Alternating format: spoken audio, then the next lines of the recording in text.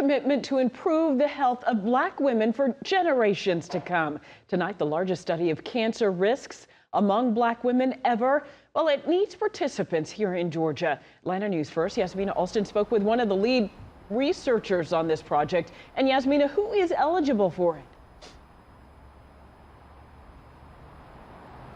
Well, Tracy, they're looking for 100,000 Black women between the ages of 25 and 55 who have never had cancer. You must also live in one of the 20 states included in that study.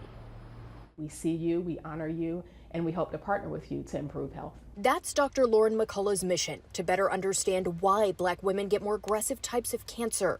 According to the American Cancer Society, Black women in the United States have the highest death rate of any racial or ethnic group for most cancers. The goal of their Voices of Black Women studies is to find out why and to help future generations. Dr. McCullough is one of the leading researchers here in Atlanta. We're really interested in learning more about Black women's lived experiences, how they engage with the medical care system, how other comorbid conditions may impact their treatment and care, and understanding why we have such inequities in cancer and other health outcomes. Voices of Black Women is the largest behavioral and environmental focused population study of cancer risk and outcomes. Dr. McCullough says as a Black woman herself, this study is extremely important.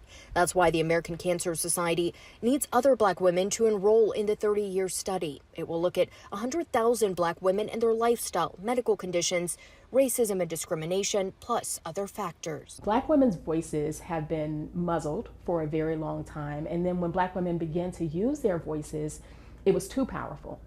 But we want to show the power in their voices.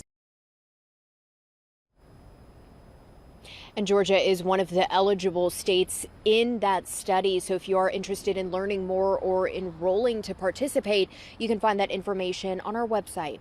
Live in Midtown, Yasmina Alston, Atlanta News First. Yeah, so much valuable information will come out of this. Yasmina, thank you.